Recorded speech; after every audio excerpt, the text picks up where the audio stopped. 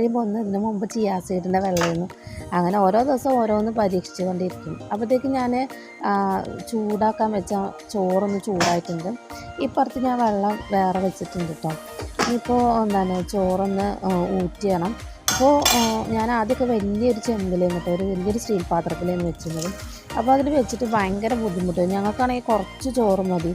അപ്പോൾ ഇത് വെച്ച് കഴിയുമ്പോൾ ഞങ്ങൾക്ക് ഉച്ചയ്ക്ക് മാത്രമുള്ള ചോറ് മതി. അപ്പോൾ വെച്ച് കഴിഞ്ഞാൽ ഒരുപാട് സമയം വേവാനെടുക്കും. പിന്നെ കുറച്ച് ചോറയിൽ വെക്കാനും പറ്റണില്ല. അപ്പം ഞാൻ എൻ്റെ വീട്ടിൽ പോയപ്പോൾ കുറേ വർഷങ്ങൾ പഴക്കമുള്ള എൻ്റെ അമ്മേൻ്റെ ഒരു ചെമ്പെടുത്തിട്ട് പോകുന്നതാണ്. അപ്പോൾ അതിലേക്ക് ഞാൻ തേങ്ങാ ചട്നി ഉണ്ടാക്കാൻ വെച്ചു. അപ്പോൾ ഇവിടെ എല്ലാവർക്കും ഹസ്ബൻഡിന് ഇഷ്ടം വെള്ള ചട്നി, പക്ഷേ മക്കൾക്കും എല്ലാവർക്കും ഞങ്ങൾക്കൊക്കെ ഇഷ്ടം ചുവപ്പ് ചട്നിയാണ്. അപ്പോൾ ഞാൻ ചുവപ്പ് ചട്നി ഉണ്ടാക്കാൻ വെച്ചിട്ട് വേഗം തേങ്ങ ചേരണ്ടാണ്. അപ്പോൾ നമുക്ക് ഉള്ള സ്ഥലത്ത് വെച്ച്